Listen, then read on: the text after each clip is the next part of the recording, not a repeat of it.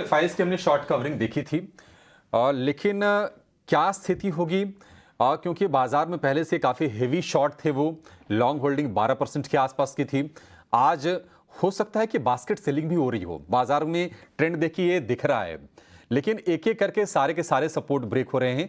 पिछले आधे घंटे की बात करें, अगर हम 12 बजे से लेकर 12:30 बजे की बात करें, निफ्टी ने ऊपर से करीब करीब 700 पॉइंट गंवाए हैं। क्या ऑप्शंस के जरिए कोई नीचे के पुट को लेने का मौका है या फिर रिस्क ज्यादा है, ये भी थोड़ी देर में समझेंगे। बिल्कुल आप तैयार रहिए, हमारे सारे एक्सपर्ट्स बने हुए हैं। शिवांगी हमारे साथ हैं, प्रशांत हमारे साथ हैं, आदित्य जी हमारे साथ हैं और इसके अलावा हमारे साथ कुणाल परार भी हैं। लेकिन शरद के पास चलते हैं। शरद ने काम किया है कि बाजार में अब तक का जो 3.25 साढ़े 3 घंटे का जो ट्रेड जो हुआ है उसमें क्या हुआ है, बड़े पिक्चर क्या है, किस तरह के ट्रेंड्स हैं, कौन से स्टॉक्स पिट रहे हैं, कहां पर थोड़ा मोड़ा सपोर्ट है, ये पूरी की पूरी रिसर्च लेकर शरद जुड़ गए। शरद बताइए, बहुत ही कमजोर दिन बाजार के लिहाज से। जी बिल्कुल, आपके जी बताइए शरद। जी बिल्कुल, आपके जो हाई बीटा स्टॉक है, जो रनअप देखने मिले थे, वहाँ स्टॉक पे जो है भारी करेक्शन देखने मिल रही है। निफ्टी के बारे में बता दें, सबसे बड़ा फॉल जो है 20 साल में देखने मिला। अगर आप सिर्फ इंडेक्स पॉइंट्स बेसिस पे बात करें तो 1400 पॉइंट से ज़्यादा का जो है भारी गिरावट आया है। PSU, defence, Adani group stocks, power segments, यहाँ पे चौतरफा सेलिंग देखने मिल रही है। और ओवरऑल जो बीएसई की मार्केट कैपिटलाइजेशन है वो भी 25,000 करोड़ से जो है ज़्यादा, तो से 25,000 लाख करोड़ से ज़्यादा का गिरावट आ गया। अब जो ये आंकड़ा जो है 400 लाख करोड़ के नीचे आ गया है बीएसई का टोटल मार्केट कैपिटलाइजेशन स्टॉक्स का। निफ्टी स्मॉल कैप 100 इंडेक्स के बारे में बात करें तो सबसे बड़ा गिरावट आया है मार्च 2022 से। और जो एडवांस डिक्लाइन रेशियो है, हमने सारे इंडिसेस चेक किया तो ओवरऑल जो है पूरे बाजार में 9:1 का एडवांस डिक्लाइन रेशियो आ रहा है। निफ्टी ऑफकोर्स 20, 50, 100 डीएमए सारे की लेवल्स को जगह नीचे आ गई है। कुछ सेगमेंट्स में जैसे कि एचयूएल, डाबर, कोलगेट, यहाँ पे अभी भी थोड़ी सी जो है हरियाली है, थोड़ी सी ग्रीन शूट्स देखने मिल रहे हैं। लेकिन जो टॉप सेक्टोरल लूजर्स की बात करते हैं तो यहाँ पे निफ्टी पीएसयू बैंक आता है, 15% से ज़्यादा का गिरावट यहाँ पे आया है। वही निफ्टी मेटल, निफ्टी एनर्जी, यहाँ पे भी डबल डिजिट डी ग्रोथ पूरे इंडेक्स में देखने मिल रहा है। आप सोच सकते हैं कि गिरावट कितना भारी है।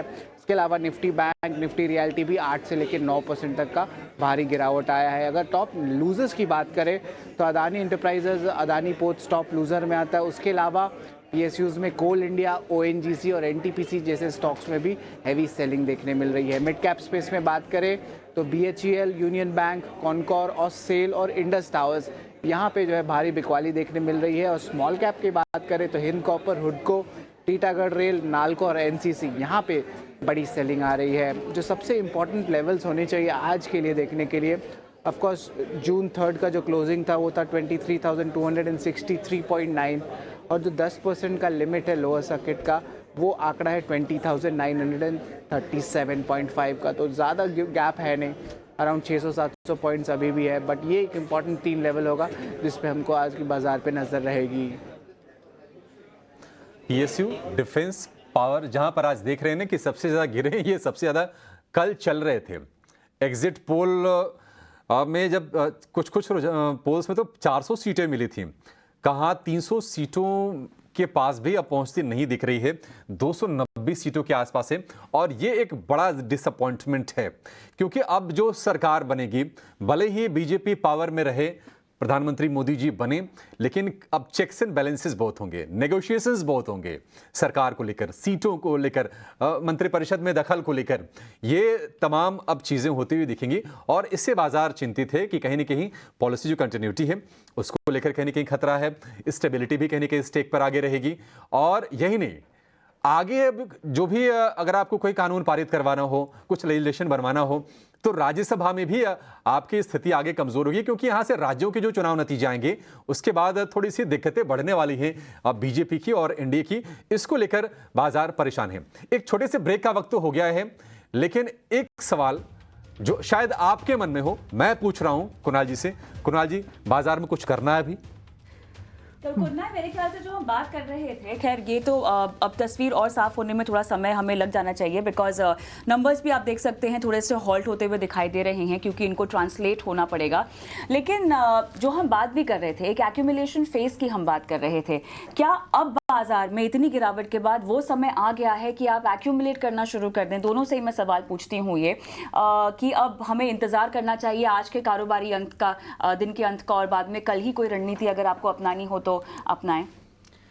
वेल सबसे पहले मैं ये कहूँगा कि आज के दिन थोड़ा सा वेट करना चाहिए, क्योंकि जब भी इतना बड़ा फॉल आता है हमें फॉल ऑफ सेलिंग भी देखने को मिलता है। और ऐसा नहीं, अभी बाजार, अगर मैं बैंक निफ्टी की बात करूँ तो दोनों अभी 200 डीएमए के पास आके खड़े हैं। इतना ही नहीं, अगर मैं ऑप्शन चेन की भी बात करता हूँ तो through out the strike price, but obviously put side में ओटीएम में लॉन्ग बिल्टअप की पोजीशन है, लेकिन आईटीएम में शॉर्ट कवरिंग भी है। सो कहीं ना कहीं फर्दर गिरावट की भी मोमेंटम यहाँ पे देखने को मिल सकती है। सो ये जो फॉल है मेरे हिसाब से थोड़ा सा वेट एंड वॉच करके चलना चाहिए। मैं इतना कहूँगा कि ये जो सेलिंग आई है न्यूट्रलाइज हो जाने दीजिए। कल का दिन एक अच्छा खासा दिन मिल सकता है जहाँ पे हम थोड़ी थोड़ी करके पोजीशन बना के चल सकते हैं।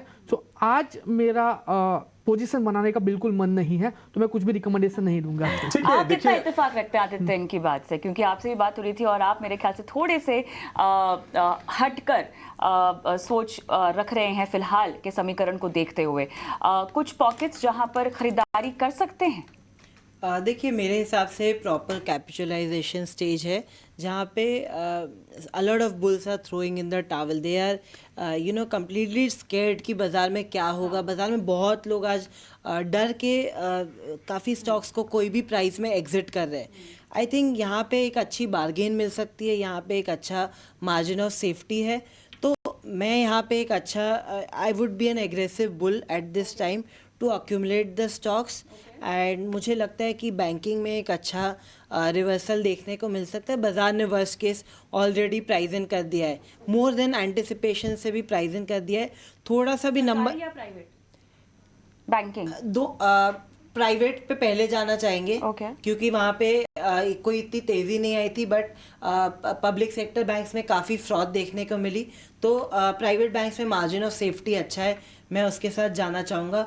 और आप देखिए तो काफ़ी शार्प अक्यूमुलेशन भी बार बार देखने को मिल रहा है, बट फेल हो रहा है। तो आज मार्केट के बाद जो कमेंट्री आएगी, अगर वो थोड़ी सी भी पॉजिटिव आई तो उतना ही sharp spike on the upside मिल सकता है।